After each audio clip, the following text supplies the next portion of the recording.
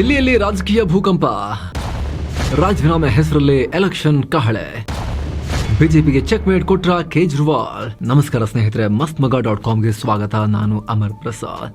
ರಾಷ್ಟ್ರ ರಾಜಧಾನಿ ದಿಲ್ಲಿಯಲ್ಲಿ ದೊಡ್ಡ ರಾಜಕೀಯ ಬೆಳವಣಿಗೆಯಾಗಿದೆ. ಪೊಲಿಟಿಕಲ್ ಭೂಕಂಪ. ಮದ್ಯ ಹಗರಣದ ಆರೋಪದಲ್ಲಿ ಜೈಲು ಸೇರಿದ್ದ ದಿಲ್ಲಿ ಸಿಎಂ ಕೇಜ್ರಿವಾಲ್ ಹೊರಗೆ ಬಂದು ದಿಢೀರ್ ರಾಜೀನಾಮೆ ಘೋಷಿಸಿದ್ದಾರೆ.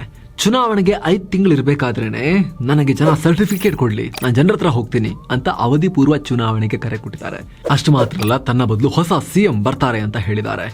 ಕೇಜ್ರಿವಾಲ್ ಉರುಳಿಸಿರೋ ದಾಳಕ್ಕೆ ಖುದ್ದು ಆಪ್ ಬೆಚ್ಚಿ ಬಿದ್ದಿದೆ. ಬಿಜೆಪಿಯ ಲೆಕ್ಕಾಚಾರ ಉಲ್ಟಾ ಪಲ್ಟಾ ಆಗಿದೆ. ಹಾಗಿದ್ರೆ ಕೇಜ್ರಿವಾಲ್ರ ಈ ನಡೆ ಹಿಂದಿರೋ ಮರ್ಮ ಏನು? ಸಿಎಂ ಕುರ್ಚಿ ಬಿಡೋದ್ರ ಹಿಂದಿನ ರಾಜಕೀಯ ಲೆಕ್ಕಾಚಾರ ಏನು? ಕೇಜ್ರಿವಾಲ್ ನಂತರ ದಿಲ್ಲಿ ಸಿಎಂ ಯಾರಾಗ್ತಾರೆ? ಎಲ್ಲವನ್ನ ಈ ವಿಡಿಯೋದಲ್ಲಿ ನೋಡ್ತಾ ಹೋಗೋಣ. ಪ್ರಾಮಾಣಿಕ ದಾಳ, ವಿಪಕ್ಷಗಳ ಮೇಲೆ ಅಗ್ನಿ ಅಸ್ತ್ರ. ಸ್ನೇಹಿತರೆ, ಸುಪ್ರೀಂ ಕೋರ್ಟ್ ನಿಂದ ಬೇಲ್ ಪಡೆದು ಹೊರಬರ್ತಿದ್ದ ಹಾಗೆ ಕೇಜ್ರಿವಾಲ್ ಈ ರಾಜಕೀಯ ದಾಳವನ್ನ ಉರುಳಿಸಿದ್ದಾರೆ. ದಿಲ್ಲಿಯಲ್ಲಿ ಆಪ್ ಜನ ಸಮಾವೇಶ ನಡೆಸಿ ಕೋರ್ಟ್ನಿಂದ ನನಗೆ ನ್ಯಾಯ ಸಿಕ್ಕಿದೆ, ಆದರೆ ಜನರಿಂದ ನ್ಯಾಯ ಸಿಗಬೇಕಾಗಿದೆ. ಬಿಜೆಪಿಯವರು ನನ್ನನ್ನು ಕಳ್ಳ, ಭ್ರಷ್ಟಾಚಾರಿ, ದೇಶದ್ರೋಹಿ ಅಂತಿದ್ದಾರೆ. ನಾನು ಕಳಂಕಿತ ಹೌದಾ ಅಲ್ವಾ ಅನ್ನೋದನ್ನ ದಿಲ್ಲಿ ಜನತೆ ಹೇಳಬೇಕು. ಮುಂದಿನ 48 ಗಂಟೆ ಒಳಗೆ ರಾಜೀನಾಮೆ ಕೊಡ್ತೀನಿ. ದಿಲ್ಲಿ ಜನ ತಮ್ಮ ತೀರ್ಪು ಕೊಡೋವರೆಗೂ ನಾನು ಮತ್ತೆ ಸಿಎಂ ಸ್ಥಾನದಲ್ಲಿ ಕೂತ್ಕೊಳ್ಳೋದಿಲ್ಲ. ನಿಮ್ಮ ಪ್ರತಿಯೊಂದು ಮಾತ ಕೂಡ ನನಗೆ ನೀಡೋ ಕ್ಯಾರೆಕ್ಟರ್ ಸರ್ಟಿಫಿಕೇಟ್ ಅಂತ ಕೇಜ್ರಿವಾಲ್ ರಾಜೀನಾಮೆ ಬಾಂಬ್ ಹಾಕಿ ಪ್ರಾಮಾಣಿಕ ದಾಳವನ್ನು ಉರುಳಿಸಿದ್ದಾರೆ. ಅಲ್ಲದೆ ಸೀತಾ ಮಾತೆ ಅಂತ ನಾನು ಈಗ ಅಗ್ನಿ ಪರೀಕ್ಷೆನ ಎದುರಿಸಬೇಕಾಗಿದೆ ಅಂತ ಕೇಜ್ರಿವಾಲ್ ವಿಪಕ್ಷಗಳ ಮೇಲೆ ಬೆಂಕಿ ಪ್ರಯೋಗ ಮಾಡಿದ್ದಾರೆ. ಜೊತೆಗೆ ಮುಂದಿನ 2 ದಿನಗಳಲ್ಲಿ ಆಪ್ ಶಾಸಕರು ಹೊಸ ಸಿಎಂ ಆಯ್ಕೆ ಮಾಡ್ತಾರೆ. ಮುಂದಿನ ವರ್ಷ ಫೆಬ್ರವರಿಯಲ್ಲಿ ನಡೆಯೋ ದಿಲ್ಲಿ ಅಸೆಂಬ್ಲಿ ಎಲೆಕ್ಷನ್ ಅನ್ನ ಮುಂಚಿತವಾಗಿ ನವೆಂಬರ್ನಲ್ಲಿ ಮಹಾರಾಷ್ಟ್ರ ಎಲೆಕ್ಷನ್ ಜೊತೆ ನಡೆಸಬೇಕು ಅಂತ ದೊಡ್ಡ ಬೇಡಿಕೆಯನ್ನು ಮುಂದಿಟ್ಟಿದ್ದಾರೆ. ಈ ಮೂಲಕ ಬಿಜೆಪಿ ಪ್ರಯೋಗ ಮಾಡಬೇಕು ಅಂದ್ಕೊಂಡಿದ್ದ ಒಂದು ಅಸ್ತ್ರವನ್ನ ಕಿತ್ತುಕೊಳ್ಳೋ ಪ್ರಯತ್ನ ಕೇಜ್ರಿವಾಲ್ರಿಂದ ನಡೆದಿದೆ. ರಾಷ್ಟ್ರಪತಿ ಆಳ್ವಿಕೆಗೆ ಬ್ರೇಕ್, ಬಿಜೆಪಿಗೆ ಕೇಜ್ರಿ ಚೆಕ್ಮೇಟ್. ಅಂದ ಹಾಗೆ ಕೇಜ್ರಿವಾಲ್ ಈ ರೀತಿ ದಿಢೀರ್ ರಾಜೀನಾಮೆ ಕೊಡ್ತಿರೋದು ಇದೇ ಮೊದಲ ಬಾರಿ ಏನಲ್ಲ. 2014ರಲ್ಲಿ ಮೊದಲ ಬಾರಿ ಅಧಿಕಾರಕ್ಕೆ ಬಂದಿದ್ದಾಗ ಕಾಂಗ್ರೆಸ್ ಜೊತೆಗೆ ಸೇರ್ಕೊಂಡು ಬಂದಿದ್ರಲ್ಲ, ಆಗ ಇಂತಹದ್ದೇ ಸರ್ಕಸ್ ಆಗಿತ್ತು. ಕಾಂಗ್ರೆಸ್ ಬಾಹ್ಯ ಬೆಂಬಲದಲ್ಲಿ 49 ದಿನ ಆಡಳಿತ ಮಾಡಿದ ಕೇಜ್ರಿವಾಲ್ ದಿಢೀರ್ ರಾಜೀನಾಮೆ ಕೊಟ್ಟರು. ಕಾಂಗ್ರೆಸ್ ಕೋಆಪರೇಟ್ ಮಾಡ್ತಾ ಇಲ್ಲ, ಲೋಕಪಾಲ್ ಬಿಲ್ ಜಾರಿ ಮಾಡೋಕೆ ಬಿಡ್ತಿಲ್ಲ ಅನ್ನೋದು ಅವರ ರೀಸನ್ ಆಗಿತ್ತು. ಆದರೆ 9 ತಿಂಗಳು ರಾಷ್ಟ್ರಪತಿ ಆಳ್ವಿಕೆ ಜಾರಿಯಾದಾಗ ನಾನು ರಾಜೀನಾಮೆ ಕೊಟ್ಟಿದ್ದು ತಪ್ಪಾಯಿತು, ಕೇಂದ್ರ ಸರ್ಕಾರ ಈ ರೀತಿ ಎಲೆಕ್ಷನ್ ನಡೆಸಲ್ಲ ಅಂತ ನನಗೆ ಗೊತ್ತಿರಲಿಲ್ಲ ಅಂತ ಕ್ಷಮೆಯಾಚನೆ ಮಾಡಿದರು. ಆದರೆ ಈ ಸಲ ತುಂಬ ಥಿಂಕ್ ಮಾಡಿ ಕ್ಯಾಲ್ಕುಲೇಟೆಡ್ ಆಗಿ ರಾಜೀನಾಮೆ ಕೊಟ್ಟಿದ್ದಾರೆ. ಯಾಕಂದರೆ ಕೆಲವು ವರದಿಗಳ ಪ್ರಕಾರ ಈ ತಿಂಗಳ ಆರಂಭದಲ್ಲಿ ದಿಲ್ಲಿ ಬಿಜೆಪಿ ಘಟಕ ರಾಷ್ಟ್ರಪತಿ ದ್ರೌಪದಿ ಮುರ್ಮು ಅವರನ್ನ ಮೀಟ್ ಮಾಡಿತ್ತು. ಈ ವೇಳೆ ದಿಲ್ಲಿ ಸಿಎಂ ವಿರುದ್ಧ ತನಿಖೆ ನಡೆಯುತ್ತಿರುವುದರಿಂದ ಸರ್ಕಾರ ಸಂಪೂರ್ಣ ಬಿದ್ದು ಹೋಗಿದೆ, ಸಾಂವಿಧಾನಿಕ ಬಿಕ್ಕಟ್ಟು ಸೃಷ್ಟಿಯಾಗಿದೆ. ಹೀಗಾಗಿ ನೀವು ಮಧ್ಯಪ್ರವೇಶ ಮಾಡಬೇಕು, ರಾಷ್ಟ್ರಪತಿ ಆಳ್ವಿಕೆ ಜಾರಿಗೊಳಿಸಬೇಕು ಅಂತ ದ್ರೌಪದಿ ಮುರ್ಮು ಅವರಿಗೆ ಮನವಿ ಮಾಡಿದ್ರಂತೆ. ಒಂದು ವೇಳೆ ಹಾಗೇನಾದರೂ ಆಗಿದ್ರೆ ಕೇಜ್ರಿವಾಲ್ ಮತ್ತು ಆಪ್ಗೆ ಇನ್ನಷ್ಟು ಇಕ್ಕಟ್ಟು ಸೃಷ್ಟಿಯಾಗ್ತಿತ್ತು. ಕೇಜ್ರಿವಾಲ್ ರಾಜೀನಾಮೆ ಕೊಟ್ಟು ಅವಧಿ ಪೂರ್ವ ಎಲೆಕ್ಷನ್ಗೆ ಬೇಡಿಕೆ ಇಡೋ ಮೂಲಕ ಈಗ ಆ ಒಂದು ಸಾಧ್ಯತೆಯನ್ನ ಬಿಜೆಪಿಯಿಂದ ಕಿತ್ಕೊಂಡು ಚೆಕ್ಮೇಟ್ ಮಾಡಿದ್ದಾರೆ ಅಂತ ರಾಜಕೀಯ ವಲಯದಲ್ಲಿ ವಿಶ್ಲೇಷಣೆ ಮಾಡಲಾಗ್ತಿದೆ. ಬೇಲ್ ಕೊಟ್ಟು ಬಾಲಕಟ್, ಹೊರಗಿದ್ರು ಕೇಜ್ರಿಗೆ ದಿಗ್ಬಂಧನ. ಎಸ್, ಈ ಪಾಯಿಂಟ್ ಕೂಡ ಇದೆ. ಕೇಜ್ರಿವಾಲ್ಗೆ ಈ ರೀತಿ ಕಷ್ಟಗಳು ಇದ್ವು, ಬೇರೆ ಆಪ್ಷನ್ಸ್ ಕೂಡ ಜಾಸ್ತಿ ಇರಲಿಲ್ಲ. ಕೇಜ್ರಿವಾಲ್ಗೆ ಸುಪ್ರೀಂ ಕೋರ್ಟ್ ಬೇಲ್ ಕೊಟ್ಟಿದ್ರು ಕೂಡ ಸ್ವಚ್ಛಂದ ಹಕ್ಕಿಯಂತೆ ಹಾರಾಡಕ್ ಬಿಟ್ಟಿಲ್ಲ. ಕಂಡೀಷನ್ಸ್ ಹಾಕಿದ್ದಾರೆ, ಸಿಎಂ ಆಫೀಸ್ಗೂ ಹೋಗಂಗಿಲ್ಲ ಅಂತ ಹೇಳಿಬಿಟ್ಟಿದ್ದಾರೆ. ಅತ್ಯಂತ ತುರ್ತು ಅಥವಾ ಲೆಫ್ಟಿನೆಂಟ್ರ ಆಗ್ರಹ ಇಲ್ಲದೆ ಯಾವುದೇ ಫೈಲ್ಗಳಿಗೆ ಸೈನ್ ಮಾಡೋ ಹಾಗಿಲ್ಲ. ಸಾಕಷ್ಟು ನಿರ್ಬಂಧಗಳು. ಒಂದು ರೀತಿ ಬೇಲ್ ಕೊಟ್ಟರು ಮುಖ್ಯಮಂತ್ರಿಗಿರೋ ಪವರ್ನ ಸುಪ್ರೀಂ ಕೋರ್ಟ್ ಕಟ್ ಮಾಡಿತ್ತು. ಅಲ್ಲದೆ ಸುಪ್ರೀಂ ತೀರ್ಪನ್ನ ಬದಿಗಿರಿಸಿ ದಿಲ್ಲಿ ಅಧಿಕಾರವನ್ನ ತನ್ನ ಬಳಿ ಇರಿಸಿಕೊಂಡಿದ್ದ ಕೇಂದ್ರದ GNCTD ಕಾಯ್ದೆ ಕೂಡ ಜಾರಿ ಆಗ್ತಾ ಇತ್ತು. ಈ GNCTDಯಲ್ಲಿ ಹೆಚ್ಚಿನ ಅಧಿಕಾರ ಲೆಫ್ಟಿನೆಂಟ್ ಗವರ್ನರ್ ಪಾಲಾಗ್ತಾ ಇತ್ತು. ಹೀಗಾಗಿ ಕೇಜ್ರಿವಾಲ್ಗೆ ಅಧಿಕಾರ ಇದ್ರೂ ಇಲ್ಲದಂತಾಗ್ತಾ ಇತ್ತು. ಜೊತೆಗೆ ಎಲ್ಲ ನಿರ್ಬಂಧಗಳಿಂದ ಸರ್ಕಾರದ ಯೋಜನೆಗಳು ಸರಿಯಾಗಿ ಜನರಿಗೆ ತಲುಪ್ತಾ ಇರಲಿಲ್ಲ. ಮುಖ್ಯವಾಗಿ ಮಹಿಳೆಯರಿಗೆ ಪ್ರತಿ ತಿಂಗಳು 1,000 ತಲುಪಿಸುವ ಮುಖ್ಯಮಂತ್ರಿ ಮಹಿಳಾ ಸಮ್ಮಾನ್ ಯೋಜನೆ ಪ್ರೊಸೀಜರಲ್ ಇಶ್ಯೂಗಳಿಂದಾಗಿ ನಿಂತು ಹೋಗಿತ್ತು. ಜೈಲಲ್ಲಿ ಕೇಜ್ರಿವಾಲ್ ಇದ್ದಾಗ ಜನ ಏನೋ ಸುಮ್ಮನಿರ್ತಿದ್ರು, ಆದ್ರೆ ಆಚೆ ಇದ್ದಾಗ ಸರ್ಕಾರ ಸರಿಯಾಗಿ ಕೆಲಸ ಮಾಡಬೇಕು ಅಂತ ನಿರೀಕ್ಷೆ ಜಾಸ್ತಿ ಆಗುತ್ತೆ. ಬಂದಿದ್ದೀರಲ್ಲ ಮಾಡಿ ಅಂತ ಹೇಳ್ತಾರೆ. ಎಲೆಕ್ಷನ್ ಹತ್ತಿರ ಇರುವಾಗ ಯೋಜನೆಗಳು ಸರಿಯಾಗಿ ತಲುಪಲಿಲ್ಲ ಅಂದ್ರೆ ಪಾರ್ಟಿಗೆ ಡ್ಯಾಮೇಜ್ ಆಗ್ತಿತ್ತು. ಹೀಗಾಗಿ ಇದನ್ನ ತಡೆಯೋಕು ಕೇಜ್ರಿವಾಲ್ ಈ ಹೆಜ್ಜೆ ಇಟ್ರು ಅಂತ ಹೇಳಲಾಗುತ್ತೆ.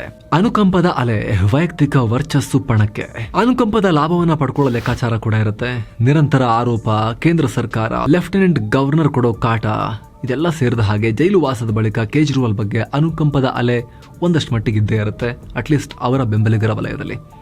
ಇದನ್ನು ಎನ್ಕ್ಯಾಶ್ ಮಾಡಿಕೊಳ್ಳೋಕು ಕೇಜ್ರಿವಾಲ್ ಹೊರಟಿರೋದು ಕಾಣಿಸ್ತಾ ಇದೆ. ಸ್ವಂತ ವರ್ಚಸ್ಸು ಬಳಸಿ ಬೇಲ್ ಸಿಕ್ಕಿರೋ ಇದೆ ಮೊಮೆಂಟಮ್ ನಲ್ಲಿ ಎಲೆಕ್ಷನ್ ಫೇಸ್ ಮಾಡಬೇಕು ಅನ್ನೋದು ಅವ್ರ ಪಾರ್ಟಿ ನಿರ್ಧಾರ. ಕೇಜ್ರಿವಾಲ್ ಜೊತೆಗೆ ಸಂಜಯ್ ಸಿಂಗ್, ಮನೀಶ್ ಸಿಸೋಡಿಯಾ, ಬಿಭವ್ ಕುಮಾರ್ ಹೀಗೆ ಆಪ್ ನಾಯಕರಿಗೆಲ್ಲ ಬೇಲ್ ಸಿಕ್ಕಿ ಆಚೆ ಬಂದಿದ್ರಿಂದ ಎಲೆಕ್ಷನ್ ಮೂಡಿದೆ ಆಮ್ ಆದ್ಮಿ ಪಾರ್ಟಿಲೀಗ. ಒಂಚೂರು ಧೈರ್ಯ ಬಂದಿದೆ ಕಾರ್ಯಕರ್ತರಿಗೆ. ಇದೇ ಹುಮ್ಮಸ್ಸಲ್ಲಿ ಚುನಾವಣೆ ಮಾಡೇ ಬಿಡೋಣ ಅನ್ನೋದು ಕೇಜ್ರಿವಾಲ್ ಲೆಕ್ಕಾಚಾರ. ಜೊತೆಗೆ ಜೈಲಿನಲ್ಲಿದ್ದಾಗ ರಾಜೀನಾಮೆ ಕೊಟ್ಟರೆ ನೆಗೆಟಿವ್ ಪ್ರಚಾರ ಆಗ್ತಿತ್ತು, ಆದ್ರೆ ಬೇಲ್ ಸಿಕ್ಕ ಮೇಲೆ ಕೊಡೋದ್ರಿಂದ ಮಾರಲ್ ಹೈಗ್ರೌಂಡ್ ಇರುತ್ತೆ. 1971ರಲ್ಲಿ ಇಂದಿರಾ ಗಾಂಧಿ ಅವರಿಗೆ ವಿದೇಶಿ ಪತ್ರಕರ್ತರೊಬ್ಬರು ಈ ಬಾರಿಯ ಚುನಾವಣೆಯ ಪ್ರಮುಖ ಇಶ್ಯೂ ಏನು ಅಂತ ಕೇಳಿದಾಗ ಆಗ ಮಿಸಸ್ ಗಾಂಧಿ ನಾನೇ ಈ ಎಲೆಕ್ಷನ್ ನ ಮೇನ್ ಇಶ್ಯೂ ಅಂತ ಹೇಳಿದ್ರಂತೆ. ಆ ರೀತಿ ಕೇಜ್ರಿವಾಲ್ ಚುನಾವಣೆಯನ್ನ ತಮ್ಮ ಕ್ಯಾರೆಕ್ಟರ್ಗೆ ರೆಫರೆಂಡಮ್ ತರ ಮಾಡೋಕ್ ಪ್ರಯತ್ನ ಪಡ್ತಾ ಇದ್ದಾರೆ.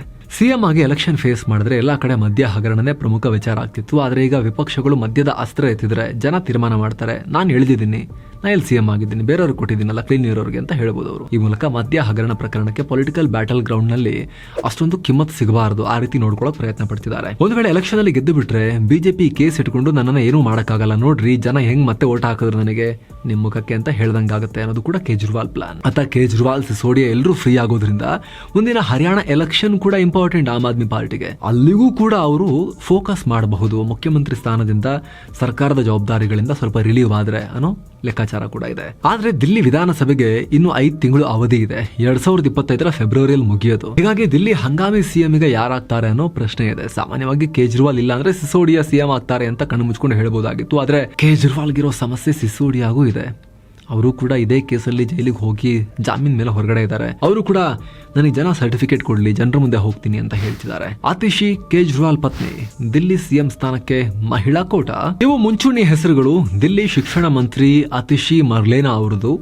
ಅವ್ರನ್ನ ಬಿಟ್ರೆ ಸೌರಭ್ ಭಾರದ್ವಾಜ್, ಗೋಪಾಲ್ ರೈರ ಹೆಸರು ಕೂಡ ಚರ್ಚೆಯಲ್ಲಿವೆ. ಆದ್ರೆ ಚುನಾವಣೆಗೆ 3 ತಿಂಗಳು ಬಾಕಿ ಇದೆ. ಹೀಗಾಗಿ ಯಾರು ಸಿಎಂ ಆಗ್ತಾರೆ ಅನ್ನೋದು ದೊಡ್ಡ ಮೆಸೇಜ್ ಪಾಸ್ ಮಾಡದಂಗ ಆಗುತ್ತೆ. ಈಗ ಆಪ್ಗೆ ಇದುವರೆಗೂ ಯಾವುದೇ ಜಾತಿ ಆಧಾರಿತ ವೋಟ್ ಬ್ಯಾಂಕ್ ಸೃಷ್ಟಿಯಾಗಿಲ್ಲ, ಆ ರೀತಿ ಪ್ರಯತ್ನನೂ ಅವ್ರು ಪಟ್ಟಿಲ್ಲ. ಇರೋದ್ರಲ್ಲಿ ಮಹಿಳೆಯರೇ ಕೇಜ್ರಿವಾಲ್ರ ಕೋರ್ ವೋಟ್ ಬ್ಯಾಂಕ್. ಹೀಗಾಗಿ ಒಬ್ಬ ಮಹಿಳೆ ಸಿಎಂ ಆದರೆ ಮಹಿಳಾ ಮತದಾರರಿಗೆ ಗುಡ್ ಮೆಸೇಜ್ ಅಂತ ಆಪ್ ಲೆಕ್ಕಾಚಾರ ಹಾಕ್ತಾ ಇದೆ ಅಂತ. ಈ ಕೋಟದಲ್ಲಿ ಕೇಜ್ರಿವಾಲ್ ಪತ್ನಿ ಸುನೀತಾ ಅವರ ಹೆಸರನ್ನು ಮುಂದೆ ಬಿಡ್ಲಾಗ್ತಿದೆ.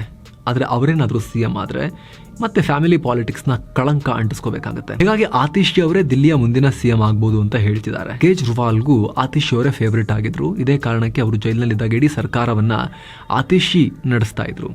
ಮಹಿಳಾ ಮತದಾರರಿಗೆ ಮೆಸೇಜ್ ಪಾಸ್ ಮಾಡೋ ಉದ್ದೇಶ ಇರೋದ್ರಿಂದ ಆಗಸ್ಟ್ 15ನೇ ತಾರೀಕು ತಮ್ಮ ಬದಲು ಆತಿಶಿಯೇ ಧ್ವಜಾರೋಹಣ ಮಾಡಬೇಕು ಅಂತ ಕೇಜ್ರಿವಾಲ್ ಜೈಲಿನಿಂದ ಎಲ್ಜಿಗೆ ಪತ್ರವನ್ನು ಬರ್ತಿದ್ರು. ಆದರೆ ಆ ಲೆಟರ್ ಎಲ್ಜಿಗೆ ತಲುಪೇ ಇರಲಿಲ್ಲ.